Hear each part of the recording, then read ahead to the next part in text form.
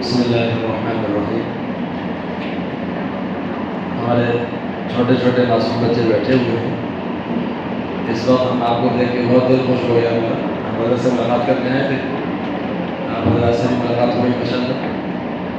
تو ہم تقریر کے آدمی نہیں ہیں، آپ کو ایک بات بتاتے ہیں، بس اس کو زندگی میں یاد رکھنا۔ یاد رکھو گے نا انشاءاللہ؟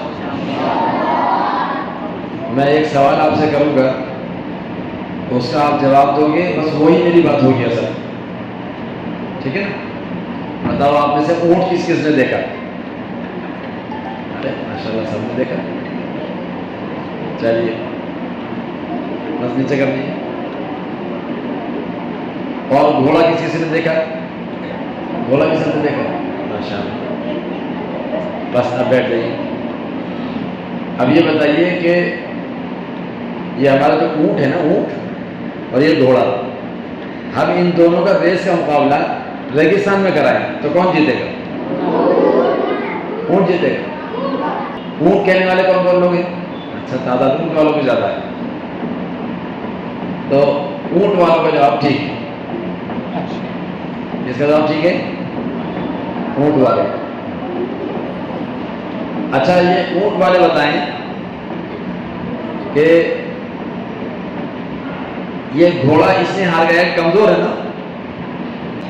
اونٹ جیت گیا اور گھوڑا ہار گیا، ہارتا کون ہے؟ جو کمزور ہوتا ہے۔ کیا مطلب ہوا اس کا؟ گھوڑا کمزور ہے، اونٹ سے بھی زیادہ طاقتور ہوتا ہے۔ اچھا چلو ایک بات بتاؤ، اب ان دونوں کا مقابلہ ہم ریس کا فیلڈ میں کرائیں تو کون جیتے گا؟ گھوڑا جیتے گا۔ سب متفق ہیں؟ اب دیکھو، کل یہ اونٹ جیت گیا تھا ہمارا، آج یہ گھوڑا جیت گیا، تو کمزور کون ہے ان دونوں میں؟ کوئی نہیں کہنے والا آپ بتائیں۔ اچھا، سمجھدار بچے ہیں آپ لوگ، ہاتھ نیچے کر دیں۔ دیکھو سیم بالکل یہی کنڈیشن آپ حضرات کی ہے، آپ میں سے کوئی کمزور نہیں، آپ میں سے کوئی کمزور نہیں۔ جیسے اونٹ اور گھوڑے میں کوئی کمزور نہیں، یہ ہار گیا تب بھی کمزور نہیں۔ کیوں کمزور نہیں؟ اس نے کہ دوسرے دن جیت گئے، جیتا کہ نہیں جیتا؟ اور یہ جو ہارتا ہوا نظر آ رہا تھا، اس کی وجہ یہ نہیں تھی کہ وہ کمزور ہے، اس کی وجہ یہ تھی کہ اس کا مالک بے عقل تھا، اسے پتہ نہیں تھا کہ گھوڑا ریگستان میں نہیں دوڑتا، اور اس کے اونٹ کے مالک کو یہ پتہ نہیں تھا کہ وہ فیلڈ میں نہیں دوڑتا۔ تو آپ میں سے کوئی کمزور نہیں، زور سے بولیے، آپ میں سے کوئی کمزور نہیں۔ سب بچوں کی صلاحیتیں الگ الگ ہیں۔ جیسے اونٹ کی صلاحیت الگ ہے، وہ ریگستان کا راجا ہے، وہاں دوڑتا ہے، اور ہمارا جو گھوڑا ہے وہ فیلڈ کا راجا ہے، اس کو یہاں دوڑاتے ہیں تو یہاں دوڑتا ہے۔ تو اس کے اندر جو صلاحیت ہے وہ فیلڈ میں دوڑنے کی ہے، اس کو یہاں دوڑائیں گے تو پاس آ جائے گا۔ اور یہ جو ہمارا اونٹ ہے، اس کو جو دوڑنے کی صلاحیت دی اللہ نے، وہ ریگستان میں دی ہے، اس کو یہاں دوڑائیں گے تو کامیاب نظر آئے گا۔ تو معلوم یہ ہوا کہ ان دونوں میں سے کوئی کمزور نہیں، اسی طرح ہم میں سے کوئی کمزور نہیں، ہماری صلاحیتیں الگ الگ۔ ایک بچے نے ابھی قرآن سنایا، بہت اچھا قرآن پڑھا، سارے بچے ایسا قرآن پڑھ سکتے ہیں، البتہ آواز سب کی الگ ہوتی ہے، وہ اللہ نے بنائی ہے۔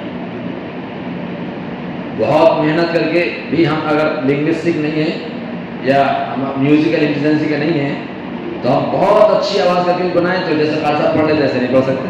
ہاں، تجوید کی رعایت کرتے ہوئے پڑھ سکتے ہیں، تجوید ہماری اچھی ہو سکتی ہے، قرآن ہم تجوید کے مطابق پڑھ سکتے ہیں، لیکن ہماری آواز بھی اچھی ہو جائے یہ ضروری نہیں۔ اب ہے ایک آدمی جو بہت اچھا قرآن پڑھ رہا ہے اور میں ویسا نہیں پڑھ پا رہا، تو اس کا مطلب یہ نہیں کہ میں کمزور ہوں، میرے اندر دوسری صلاحیت ہے۔ تو آپ میں سے کوئی کمزور نہیں، یاد رہے گی بات، زور سے بولیے، آپ میں سے کوئی کمزور نہیں، سب کے اندر الگ الگ صلاحیت ہے۔ کوئی نام سن لو صلاحیتوں کے، وہ انشاءاللہ کسی وقت موقع پر اس کو میں آپ کو تفصیل سے سمجھاؤں گا۔ صرف نام یاد رکھو تاکہ آپ کو پتہ چل جائے کہ ہمارے اندر اتنی صلاحیتیں ہوتی ہیں۔ کوئی بچہ لنگوسٹک ہوتا ہے، زور سے بولو، کوئی بچہ لنگوسٹک ہوتا ہے، کوئی بچہ انٹرا پرسنل ہوتا ہے، کوئی انٹر پرسنل ہوتا ہے، کوئی میتھمیٹیکل ہوتا ہے، کوئی میوزیکل انٹیلیجنسی کا ہوتا ہے۔ جو میوزیکل انٹیلیجنسی کا ہوگا، میوزک والا ہوگا، وہ شاندار قرآن پڑھے گا، وہ شاندار نعت پڑھے گا، وہ شاندار شعر و شاعری کرے گا۔ کوئی بچہ لنگوسٹک ہوتا ہے تو بہت اچھے تربیت کرتا ہے، بہت اچھا لکھتا ہے، بہت اچھا بولتا ہے، وہ اچھا ڈاکٹر بن سکتا ہے، اچھا جرنلسٹ بن سکتا ہے، صحافی، میڈیا میں کام کرنے والا، اچھا لائر بن سکتا ہے، اچھا ٹیچر بن سکتا ہے۔ تو سب کی صلاحیت الگ ہے۔ تو کیا بتایا میں نے؟ کوئی بچہ لنگوسٹک ہوتا ہے، کوئی انٹرا پرسنل ہوتا ہے، کوئی انٹر پرسنل ہوتا ہے، کوئی میتھمیٹیکل ہوتا ہے، کوئی میوزیکل انٹیلیجنسی کا ہوتا ہے، کوئی لنگوسٹک، کوئی باڈیلی کائناسٹک، کوئی اسپیشل انٹیلیجنسی کا ہوتا ہے، کوئی نیچرلسٹ ہوتا ہے، کوئی لاجیکل میتھمیٹیکل ہوتا ہے۔ یہ 8 طرح کی صلاحیتیں بچوں میں پائی جاتی ہیں۔ تو اگر ایک بات ہمارے اندر نہیں آ رہی ہے تو ہم اپنے آپ کو کمزور نہ سمجھیں اور کسی سے مقابلہ نہ کریں۔ کیا نہ کریں؟ اس معاملے میں کسی سے مقابلہ نہ کریں، ورنہ ہم کمزور اپنے آپ کو محسوس کرتے رہیں گے۔ تو یہ تو بہت اچھی تربیت کر رہا ہے، ہم نہیں کر پا رہے، یہ تو بہت اچھا قرآن پڑھ رہا ہے، ہم تو نہیں پڑھ پا رہے، سمجھا ہم کمزور ہیں۔ اگر یہ بات آپ کے دماغ میں بیٹھ گئی کہ ہم کمزور ہیں تو یہ بات آپ کو ڈل کر دے گی، آپ ترقی نہیں کر سکو گے۔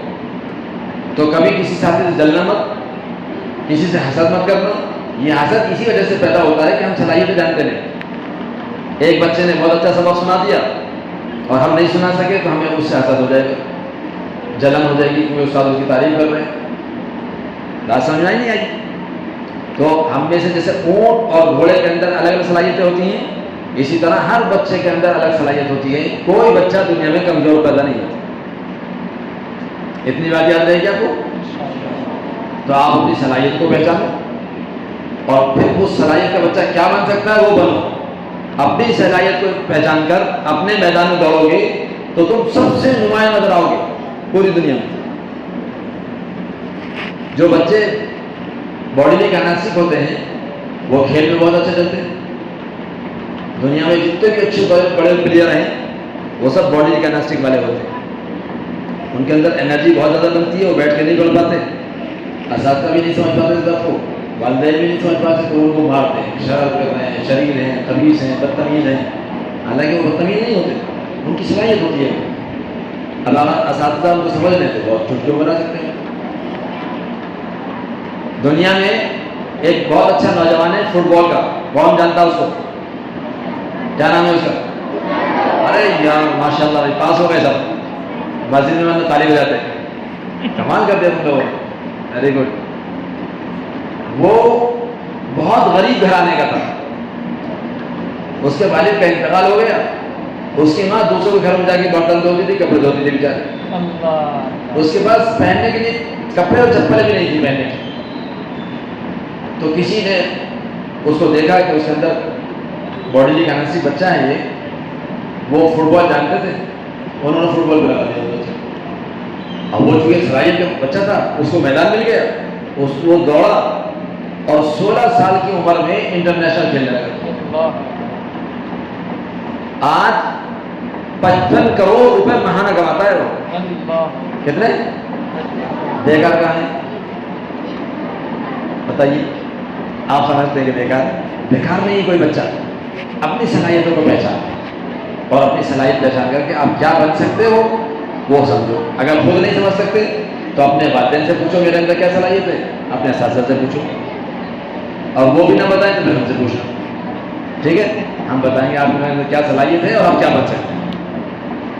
یاد رکھو گے یہ بات کہ دنیا میں کوئی بچہ بے صلاحیت نہیں ہوتا ہے، ہر بچے کے اندر صلاحیت ہے۔ سب سے پہلا کام ہمیں یہ کرنا ہے کہ اپنی صلاحیت کو پہچاننا ہے اور اسی میدان میں آگے بڑھنا کریں گے۔ سمجھا؟ اللہ تعالیٰ ہم سب کو اپنی صلاحیتوں کو سمجھ کر اس میدان میں کام کرنے کی توفیق نصیب فرمائے اور ہمیں اپنی ذمہ داریوں کا احساس نصیب فرمائے۔ ہم سب کو علم نافع عطا فرمائے، دین کی سمجھ عطا فرمائے، ہم سب کو اپنے دین کے لیے قبول فرمائے۔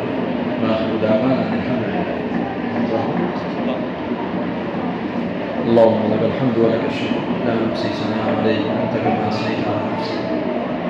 کہ اللہ اس قرآن کی برکت سے اس مجلس کو قبول فرما لے. اللہ اس میں ہمارے آنے کو قبول فرما لے.